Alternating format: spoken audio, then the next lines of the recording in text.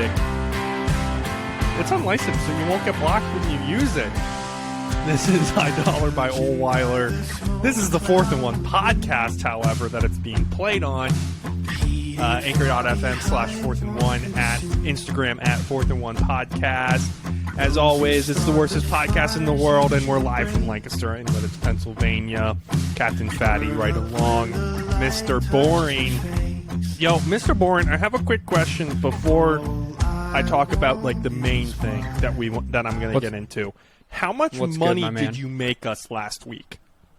Oh, well, if you would have listened, I would have made you a gaggle. Listen, I told you to bet 4 things. I only missed on one of them. So you should have walked away with more money than you started with, because I did. Ladies and gentlemen, I am back. I am red hot again. I got more picks for you this week.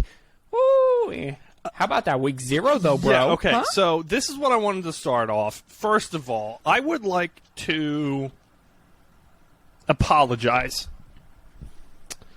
And I'm not going to – it's not even like I'm going to take the chance to apologize to absolutely no one.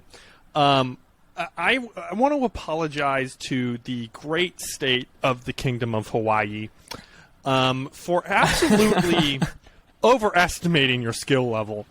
Because the boys of Nashville flew out 8-hour, 10-hour flight to your island in Honolulu. Now, mind you, these boys, they're not really made for football. They play in one of the toughest conferences in the nation. And they decided to absolutely curb stomp you right up and down the field. Guys, I went, of the 7 games that I bet on, I went 5-2, which, first of all, I'm going to give myself a high five. Okay? Yeah. Way to go. That's claps worthy, okay? I was absolutely wrong about Hawaii. I was thinking it's a home game. They got this. It's Vanderbilt. It's not like it's a hard SEC school. And if Michigan did not put up triple-digit points against Hawaii, we have an issue. What was I have to look at the final score here. I have it 63-7. 63-10. Oh, okay. The close quarterback enough. only threw for 161 yards. At least I hope that's Vanderbilt's quarterback. I have to look at this to make sure it is. Vanderbilt ran for 404 yards. That's the Hawaii quarterback. The Hawaii quarterback passed for almost 200 yards with a 90% passer rating and a completions percentage, not great, of 50.4, and got run over. Yeah. Well, it's a little misleading. Hawaii's passing stats are always misleading because it's air raid, and so it's a bunch of short, quick passes. I fell asleep before the game even started. Listen, getting old sucks, but that is what it is. What it do, baby. So... What it do, baby? But yeah, I did not expect a 63-10 beatdown. I'm just happy that they covered. I mean, Vanderbilt kind of hit the cover all by themselves, but woo, baby, was it? I not expecting that. At 110%, right along there with you, bud. I'm gonna. You know what I did expect though? Well, I was gonna get to that. We'll keep track of my record at least. And obviously Micaiah's bets as well. Again, for those of you who didn't listen last week, we made you a bunch of money. Long story short, again, I was 5-2 with this. So if you just made individual bets, you still made money. I put them in parlay. Also, just before we get into it, this is week 1, and you got at least 15 weeks of this, roughly, of me and Makai talking. So we're going to break. This is the format, and I'm going to say it once for those of you listening who are real fans. First, we're going to recap, which is Makai is about to do for you. Second, we're going to make you money. Third, Simeon's going to be ridiculous. And fourth, we're going to end the podcast. So let us move on. Love it. With a little bit more. Makai, I don't want to interrupt you. You were on a good spot with what happened last week. Well, and in the text message, you said you wanted the highlights, the lowlights, and this had some of both. So, but what we weren't expecting was Hawaii to get absolutely trounced at home by the worst team in the SEC. What I think a lot of people also weren't expecting, but you kind of expected it, was what happened between Nebraska and Northwestern. Simeon, let me tell you a little story.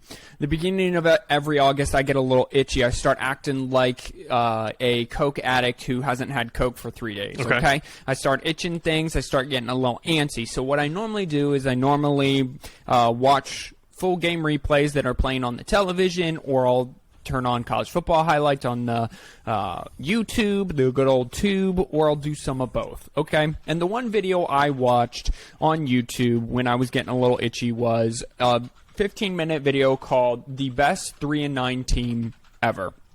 And it had to deal with the 2021 Nebraska Cornhuskers, who lost every game by one score. Their last 9 games, they went 0-9, and it was a one-score game. I'm sorry, they lost all 9 games by single digits, I should say. Okay, in almost every loss, they outgained every opponent, and their point spread was even, which means that they put up a lot of points, but they also gave up a lot of points. But that is what it is. So everyone's expecting Nebraska to come in. Go listen to last week's episode. We kind of talked about it a little bit. I'm watching the game, the second half of that game. Nebraska has an 11-point lead in the third quarter. And it was almost like watching a replay on YouTube. Like you knew it was coming. What does Nebraska do? They blow an 11-point lead. They lose by one score. I made a lot of people money because I said take Northwestern plus the 13.5, so you better have taken it. And that's where we are. So Nebraska gets off to an 0-1 start. Meanwhile, Northwestern, on the other hand, they get off after being the worst team in their division last year and worst team in their conference. They get off to a fantabulous start, and they are 1-0. They were both in Ireland. Now Nebraska has to swish out their mouth and gets a chance to play North Dakota. As you said, Simeon, it's not state, but they're still pretty good, and move on from there. I didn't get to watch as much of that game as I wanted to. We watched some of the highlights. Casey Thompson did throw for 350 yards. 3 turnovers, though. Yeah. Nebraska looked rough. Let's just put it that way. And if this is going to be how they're going to play for the rest of the season, Scott Frost is getting fired at the end of the year. And that's all I'm going to say about that. I don't think... Let's not panic yet. Oh, I'm not panicking. That's why I clarified. Is one game. However, what's not going to help Scott Frost is, and Simeon, you missed it, they go up 11, they score a touchdown, they go up 11. Mind you, I'm not a bad listener. We were at my grandfather's funeral, so yeah. It's celebration of life. R.I.P. Grandpa. R.I.P. Grandpa. They're up 11. Go Blue. Scott Frost on onside kicks. Yes, I remember that.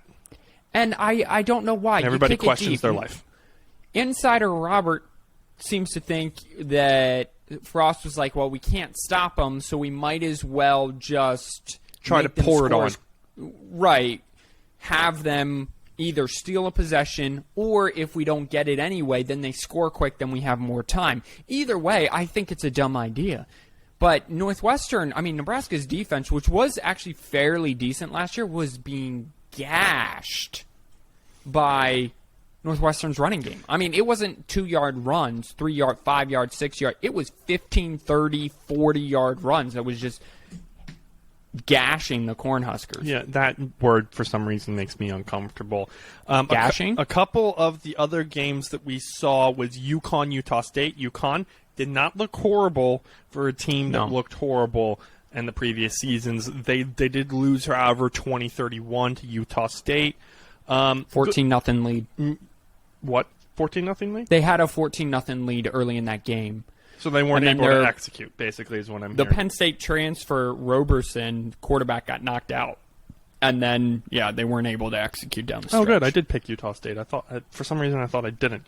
The other games that we talked about was Illinois, Wyoming. Thought that was going to be more of a challenge. Was not. Watch out, watch out defensive coordinators, specifically D-line coaches. I think, because I guarantee you, well, let me look here. Oh, no, that was a pass-heavy game, wasn't it? Well, that's what Illinois wanted to go more to. Illinois wanted to go more of quick kind of throws, a little more reliant on the pass, and then but still be able to kind of power run it, which I think is not a great plan, but it is what it is, I guess.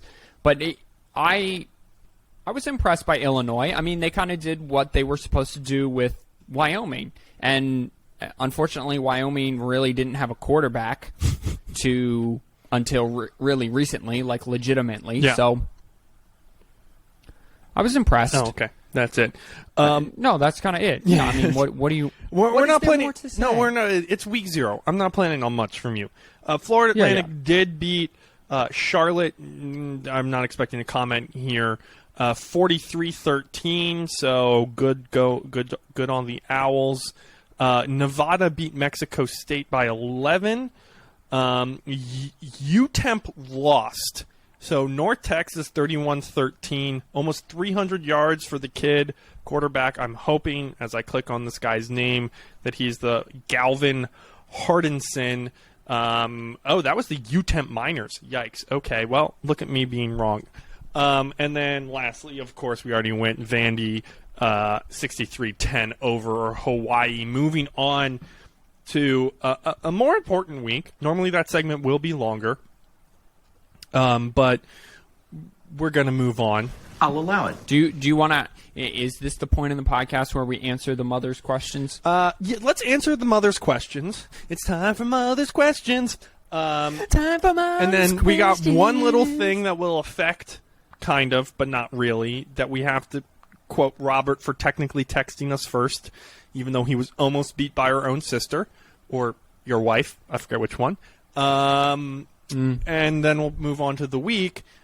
Let's answer his mother's questions, Micaiah. All right. So here we go. Mom says about our quote about us being more scared of Dad in terms of our swearing. As long as you keep hearing my voice in your head about not using crude language, I'm okay with Dad is more scary than I am. That is great. That wasn't Mom a question. Asked, it wasn't. It was more of a statement. Did you really watch the FAU game during the celebration of life? No, Mother, I did not.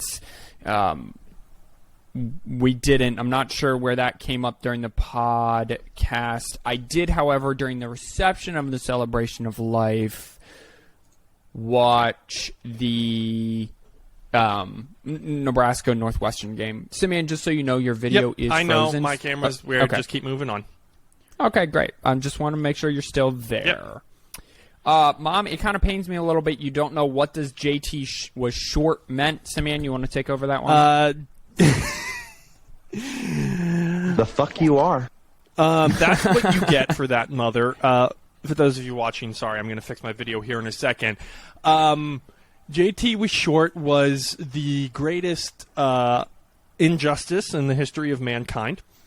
Going that far now, are we?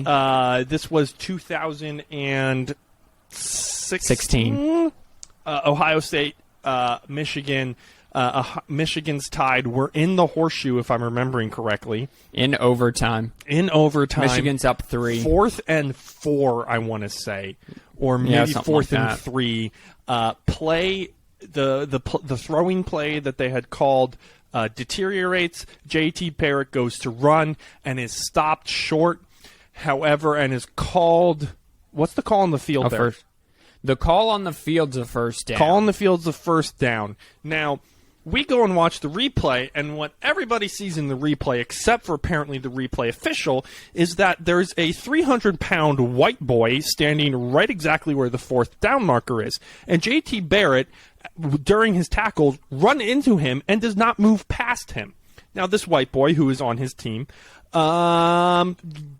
doesn't move, and therefore, by the transitive.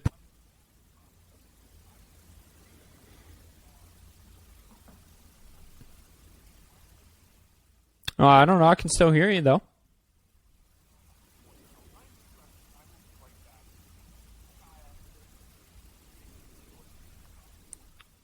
Okay, so as Simeon tries to reboot, and hopefully will be back with us, Mom, will college football be the equivalent to minor league baseball? Yes, but it will be more popular. I believe it already is the equivalent of minor league baseball because it is. You still have the draft, but it is football. The NFL doesn't have a development league, so their development league is college football, and then they draft from there. So yes, and JT was short by about 3 inches. I agree with Simeon. Mom, we watched that game together, so I'm not quite sure how you forgot that, but it is what it is. You did raise 5 kids. Is Simeon back? He is. Hi. Well, let's hope that this doesn't mess us up too much. It probably will.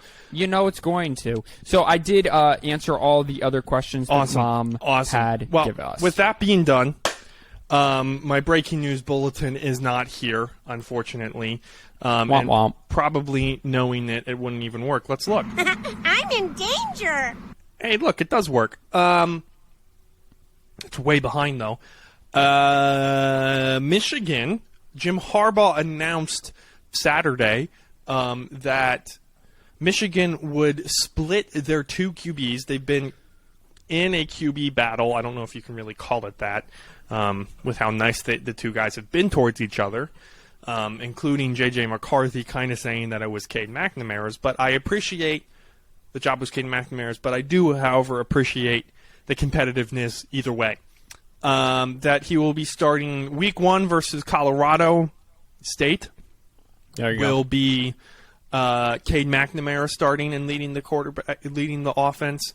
With week 2 against the Hawaii, be led by J.J. McCarthy being starting. And Micaiah, normally when we see quarterback battles and they don't get settled before training camp, things go south. Do you think that will be the case here as well? I don't.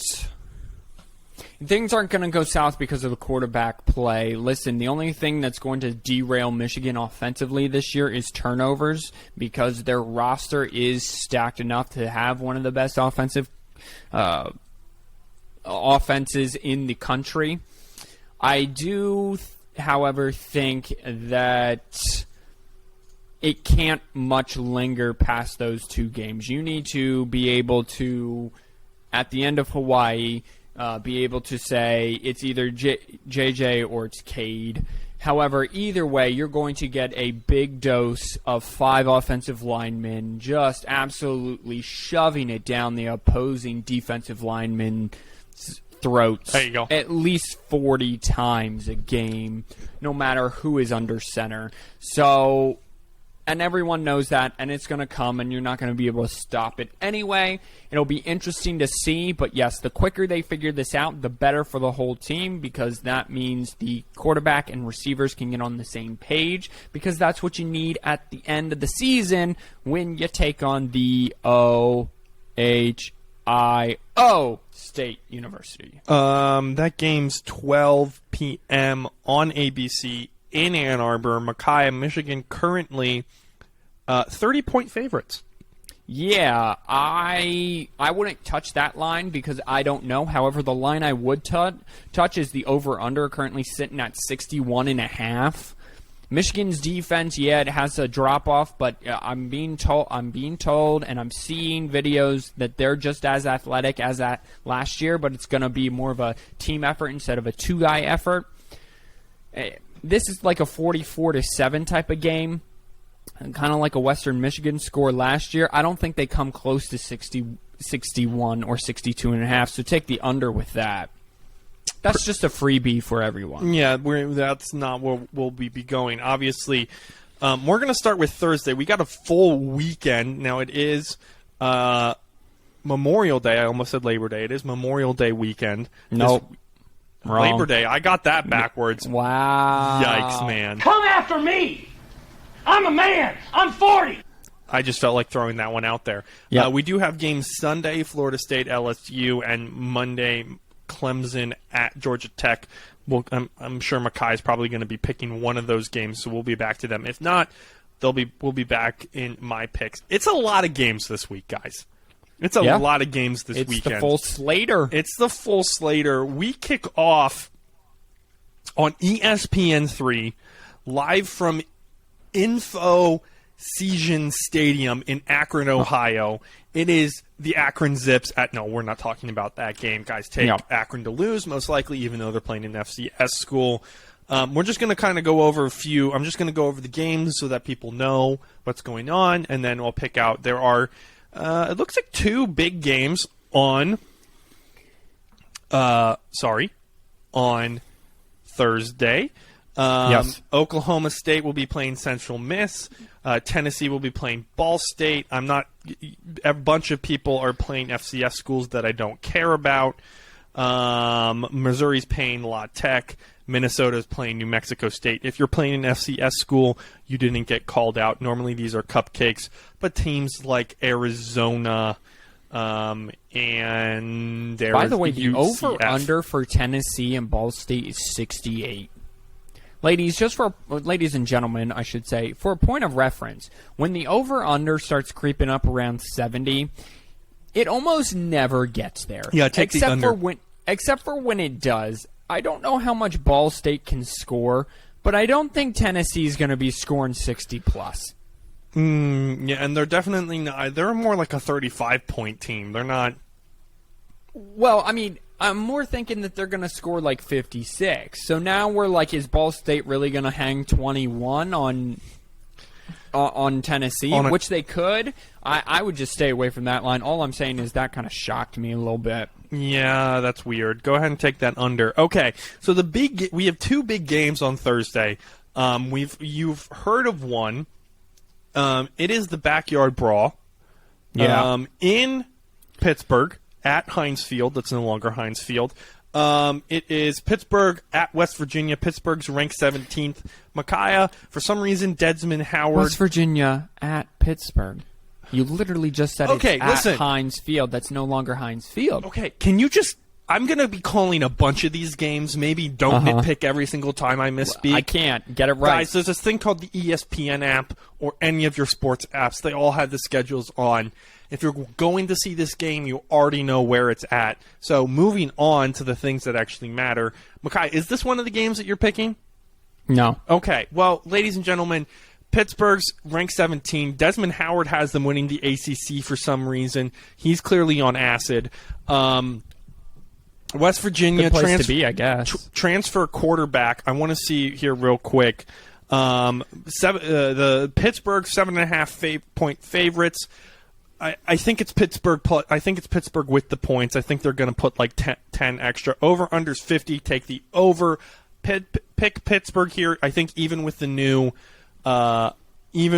quarterback, I don't think it's going to be enough for the Mountaineers. I think Pittsburgh's going to have some. I'm taking Pittsburgh to win this game. Yeah, Keaton Slovis came over from USC as a transfer quarterback. So really, Kenny Pickett was a 4-year starter, but in terms of talent level, there's no real decline. I'm being told that even with the loss of Jordan Addison to USC, that their wide receivers are still very good. So, JT Daniels gets a rocky start, backyard brawl. It'll be fun. There'll be a fight, I'm sure, but let's get it, son. Kicking off week uno. The second big game that we're going on here is Purdue hosting Penn State. Look at that, me getting it right. You got it right, yeah. Purdue is a 3.5 point underdog. Over under is 52. If you're picking that, Penn State's going to. Yeah, really? I think Penn State's going to have to be carry that. You're telling me Penn State's going to be scoring 40 points? No, Purdue's only like a 2-score team. No. Purdue has one of the best offenses in the entire country, my dude. Passing offenses, at least. Go look at their last 5 games. Click on it and go look at their last 5 games. You're going to make me do this. Do you want me to tell you? Are you picking? This is one of the games you're picking. No. Okay. Oh wait, hold on. In their last 5 games last year, Purdue scored 48, 44, 32, 31, and 40. Wow. One of the best passing offenses in the league. Now, their defense is going to probably be trash because their defense was trash last year. Yeah, 3 of those games were losses. Sean Clifford is back for a millionth and a half season. He is about 90 years old now, starting for the Penn State Nittany Lions. I like Penn State to win, but barely. But I like the over-under 52.5. Take the over, ladies and gents. All right. Again, that's just a little extra. Rest of the games on Thursdays, bear with me now while Simeon makes his pick. This is how it goes. Simeon picks all the winners, just outright. Then you put it on a parlay bet, and if you win, you make like $40,000. So rest of the Thursday night games that are available on FanDuel were not sponsored. Take Oklahoma State over Central Michigan. That's pretty obvious. Yeah, I'm taking Tennessee. However, do not take them with the points. I don't think they're going to put up 35.5 points over Ball State. Take Missouri over La Tech. There's no way in hell that Louisiana is winning. Minnesota and New Mexico State are not taking any bets. Minnesota is favored by 36.5 points. Over-under is 52. Guys, this is PJ Flex Prove It year. If not, he's probably gone, if not on the hot seat next year. You're going to want to take Minnesota in this game if for some reason you can find a bet. I can't. All right, moving on to Friday. Friday's matchups a little bit smaller. We got Michigan State at Western Michigan. We have Old Dominion at Virginia Tech, Indiana at Illinois, and Temple at Duke, as well as TCU at Colorado. Micaiah, are you picking any of these games, or should I just buzz through them? No, the only tidbit I have is Illinois at Indiana. Illinois played last week Wyoming. You caught that in the earlier segment. I would hope everybody. Mm-hmm. They're 2.5-point underdogs. You can get them plus 2.5 right now at plus 100, or you can pick them outright for plus 126. Indiana was the worst team in the East last year by a mile, and you expect me to have them rebound with all of that? Yeah, maybe a little bit. Illinois getting the running start. Okay, Indiana's from the standstill. Illinois plus 2.5 or outright. Either one would work for me.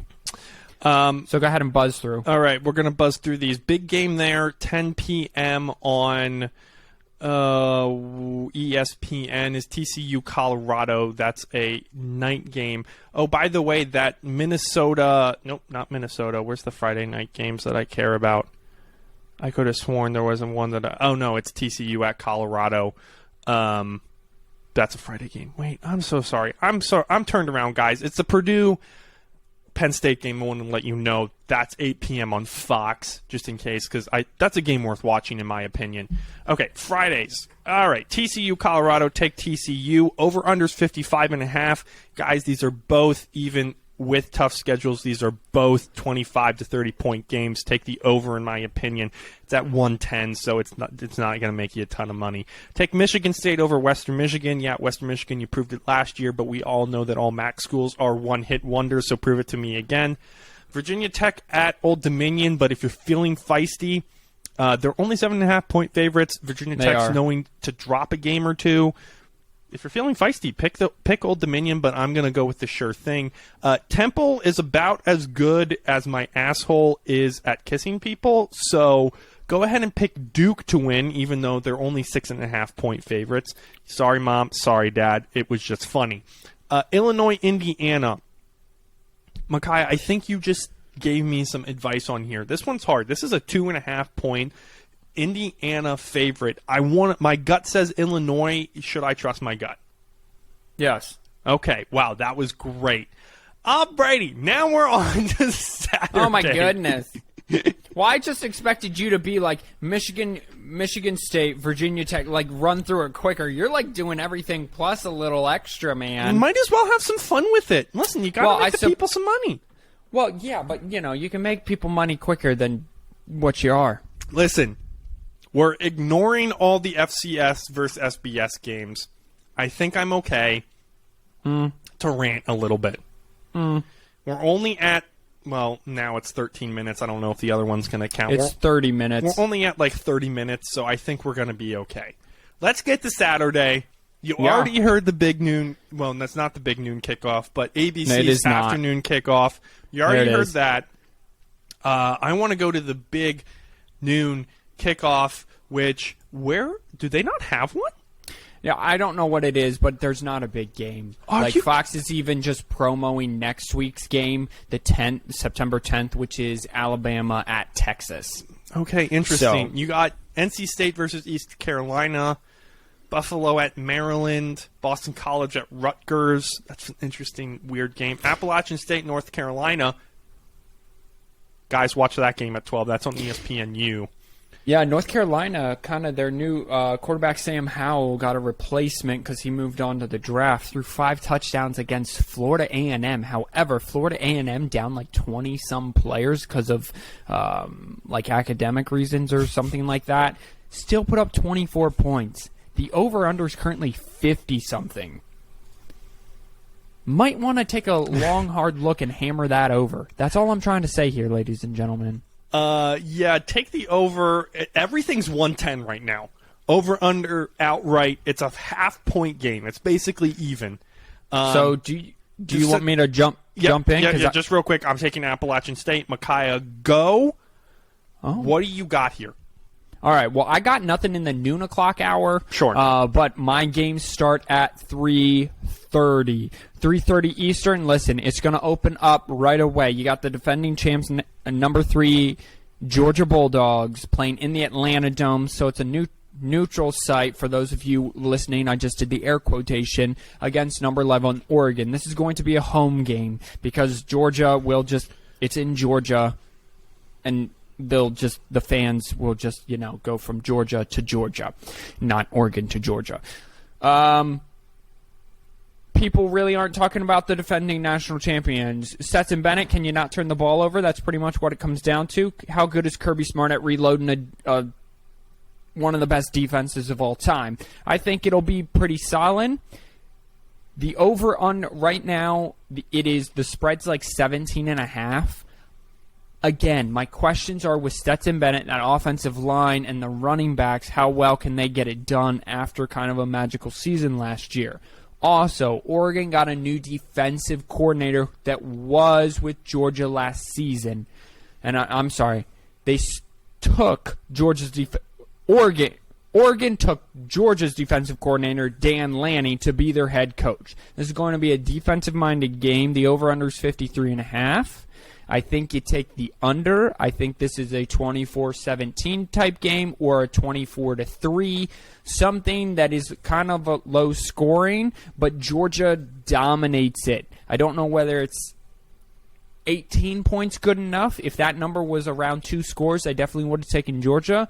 So I'm taking the under 53.5 and Georgia to win, so everyone knows. Is that one of your bets? Because that is one. Okay, we are do all of my processing. bets. Just to clarify, we are processing all of Micaiah's picks through his bets. They may be separate, but they're still going to be where it's the easiest way for my mind to understand what Micaiah is saying because he's smarter than I am. Micaiah, next one, give it to me. Okay, next one, give it to me, is also a 3:30 game. So instead of this one, that one will be on ABC. This one is on ESPN. Simeon, your overrated team of the year, the number 23 Cincinnati Bearcats, going to Fayetteville, Arkansas, home of Walmart, to take on number 19 Arkansas. Listen, Arkansas has that and has the quarterback, KJ Jefferson, and the running back. We all know what Cincinnati lost. Their running back, their wide receiver, most of their defensive production, and most importantly, their 4-year starter in Desmond Ridder to the NFL draft. Arkansas is getting 6.5 points. I think this is a close game, but I like Arkansas to win and cover. So take Arkansas minus the 6.5 points because I think it's a close game. It's a good game. I'm thinking this is a 31-24 type game, which is a 7-point game. You get your cover that way. So, everyone, go hit Arkansas because I think they could be a sleeper in the SEC potentially if bounces go their way. I have Arkansas winning that game as well. So I think they're going to drop. I definitely think they're going to drop it. I think Arkansas was pretty hot as well. Micaiah. Yeah, I did. Give me another one.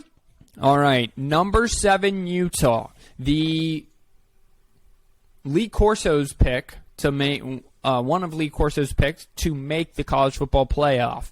They're really right now. Experts are looking, including myself, are looking at Utah being like, most of your production's back, including your quarterback and running back offensive. This is a very tough-minded team. Their head coach wants to win the line of scrimmage, both offensively and defensively. They go to Gainesville, first game of the season, to Florida at night, 7 p.m. ESPN. That's ESPN for those of you who can't figure that out. Here's the disrespectful part. The coach from Louisiana, what's his name, Simeon? Billy Napier, right? Yeah. Took over as Florida.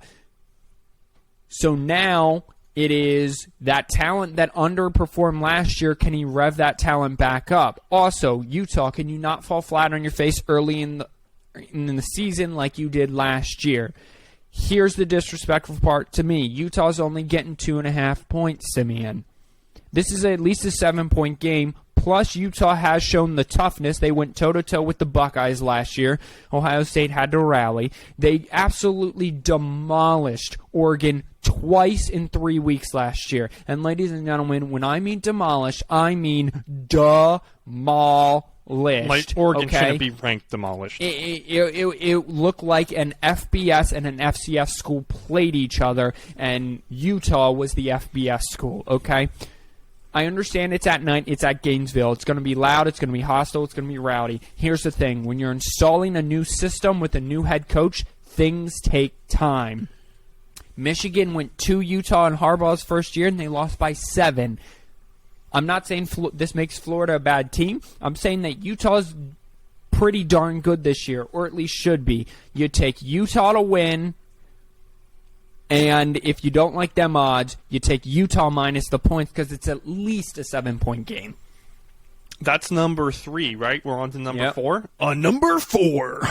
Number 4 is going to be the game of the weekend, hopefully anyway. You got number 5, Notre Dame, fighting Irish, going to the Horseshoe to take on the number 2 ranked team in the nation, Ohio State.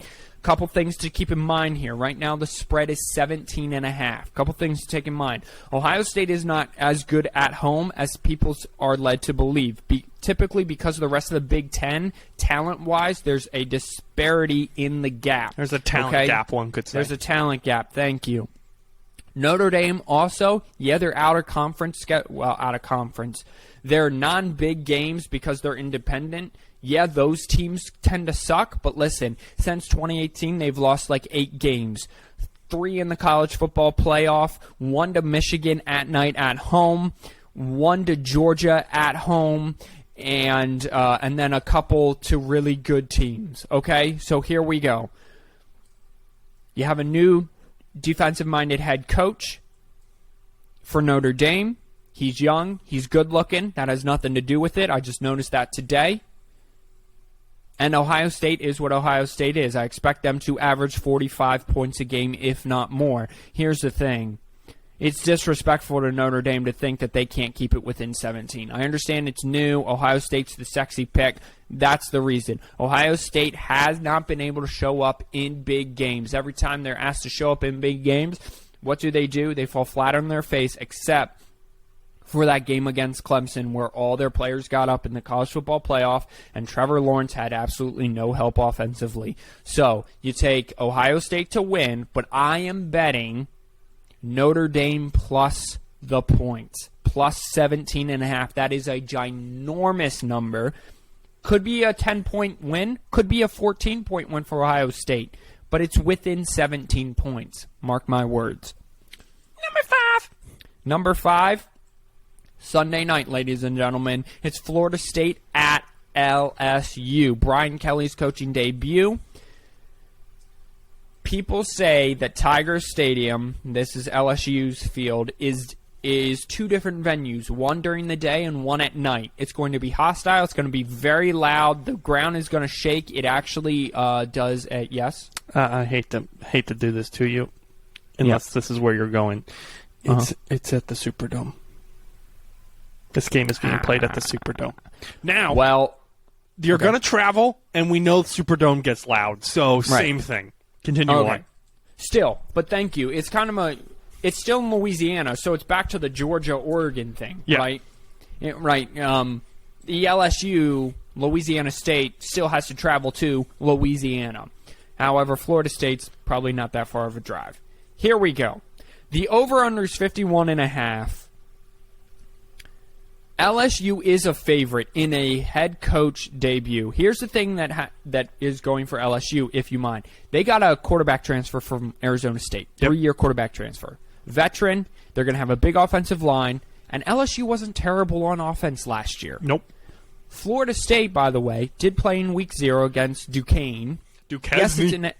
Yes, it's an FCS school, but for the first time in program history, they had 3 100-yard rushers in the same game. Wow. So that's going to be a ground game, boy. Over-under's 51.5. Oh.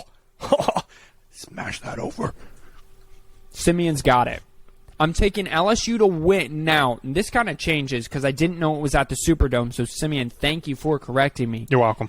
However, you still smash the over. Absolutely, you smash the over.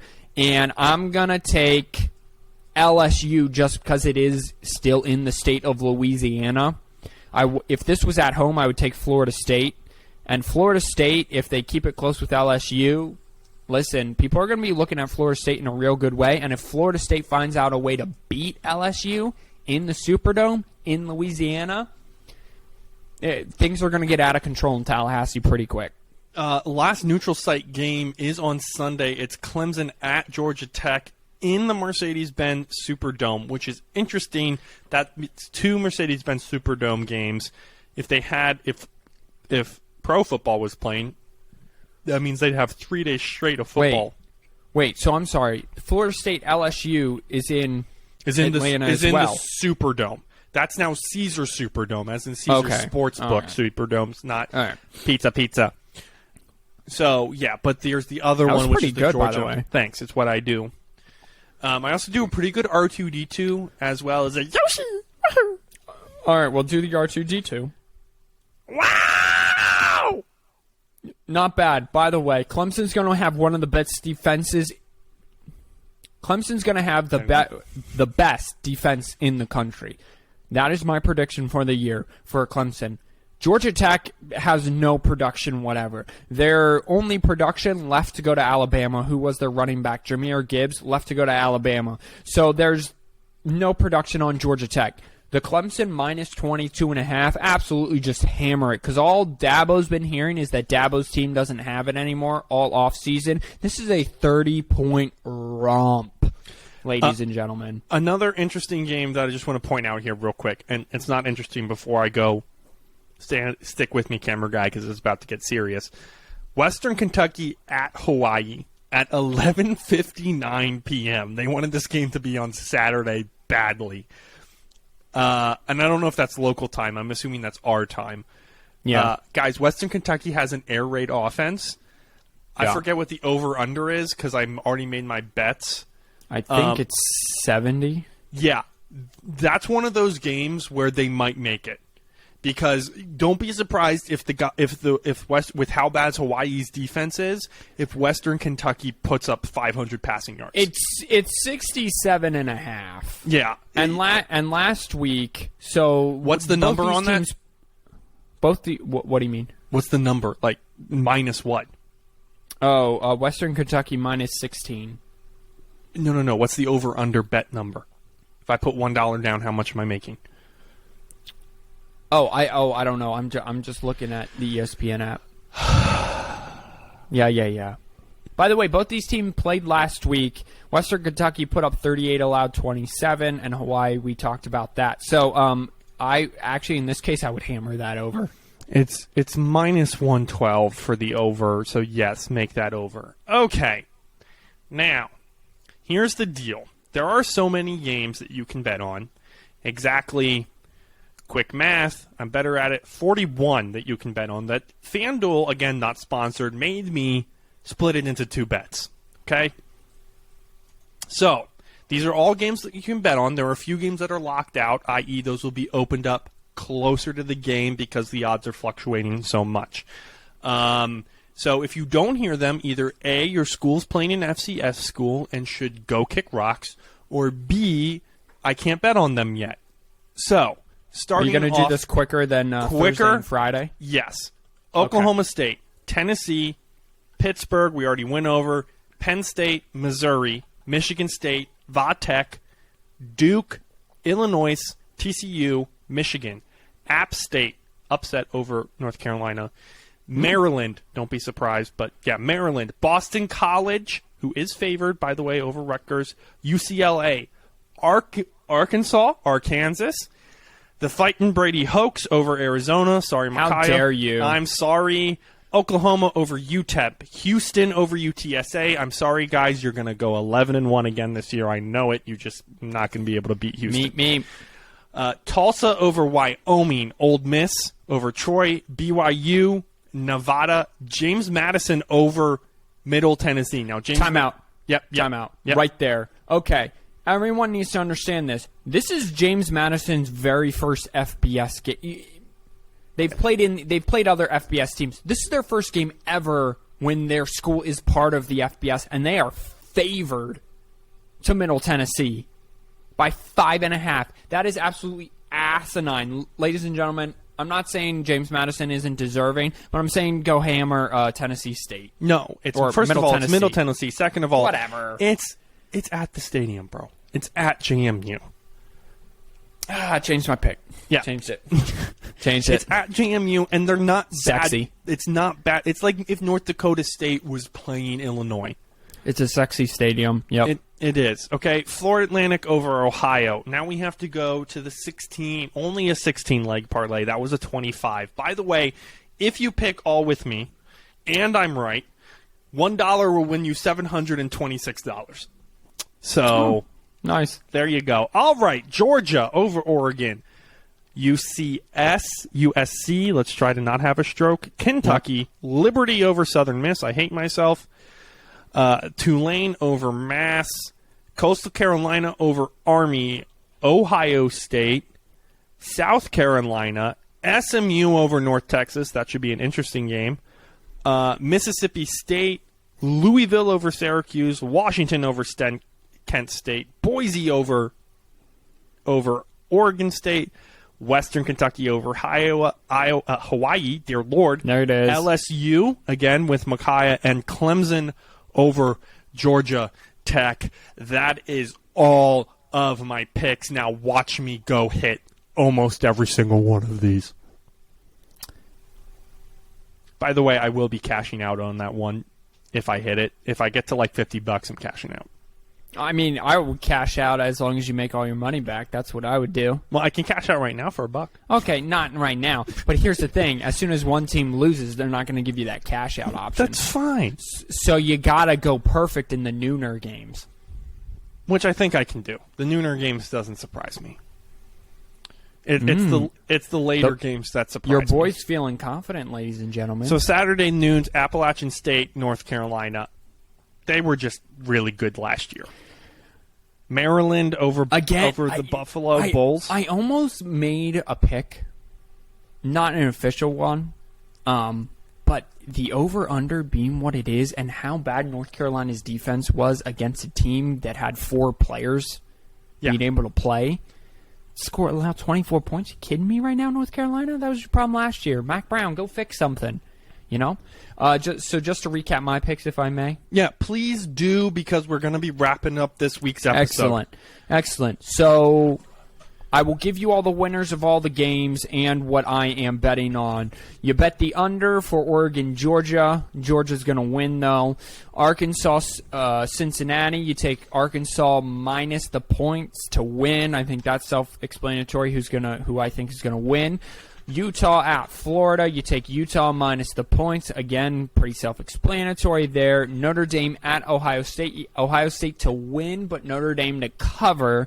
Florida State at sort of LSU. You take the over at 51.5, and you take LSU to win. And then plus some little extras, little tidbits on it, little jimmies on the ice cream, if you will. Penn State, Purdue, you take the over 52.5. You take Illinois either outright or plus 2.5. Utah State playing at Alabama. You take them to cover at 42.5. And I know it's risky, but Nick Saban doesn't normally put up buku points against a FBS school. Like, yeah, they'll win by 35, but that's still less than 42. Michigan, Colorado State, you take the under, and Clemson, which I really like, you take minus the points. So Clemson to win by at least 23. Now, just to finish this off, because we just gave you a lot of college football in a little bit of time. I don't want anybody hearing, but Simeon, listen, Captain Fatty, you and Captain Boring, you didn't cover my school. Or you and Captain Boring didn't go into enough detail. Here's the deal. If we could have a 4-hour-long podcast and break down every single game and spend a half hour on things, we would. But our YouTube analytics don't show us that. So, if you're not subscribed, please subscribe to us, first of all. And maybe that will let us say, people would listen to an hour and a half, too. Podcast over sports. Second of all, you might get your team shout out. Third of all, if your team didn't suck, I would talk about them. So, and fourth of all, this is week 1. We've previewed all the teams already. Go back and listen to earlier podcasts. There's not much to talk about. You got to wait for the games to happen. It's kind of like last week, week 0. I'm just excited for the games to happen. Listen, I could scream blue in the face that Utah has all this firepower, but if they go and absolutely get curb stomped by Florida, my view is completely going to change of them. I'm picking Utah in that game, by the way. Okay, well, good for you. If Cincinnati just gets railroaded by Arkansas, we're going to say told you so, but if it happens the other way, it's okay, so Cincinnati's actually pretty good. If Georgia railroads Oregon, everyone's like, yeah, okay. If Oregon railroads Georgia, everyone's like, oh my gosh, the sky is falling. So you just got to wait and see how the game is played. There's been a lot of railroads and gnashing in this game. Well, railroad and gashing? Yeah. I don't think I've ever used the word gnashing in my life. It reminds me of the word gnawing. Gnashing does. Yeah, you got to gnaw that. You got to gnaw it up. All right, end it, man. Go Dogs. Okay, guys, this has been the 4th and 1 podcast with, obviously, live from Lancaster, England, Pennsylvania. As always, anchor.fm/4th and 1. You can support us there and listen to it. We love you all. We will be happy to see you. Calm down. Go. Go wash your hands, you filthy animal. Dear Lord, he can't wait for college football.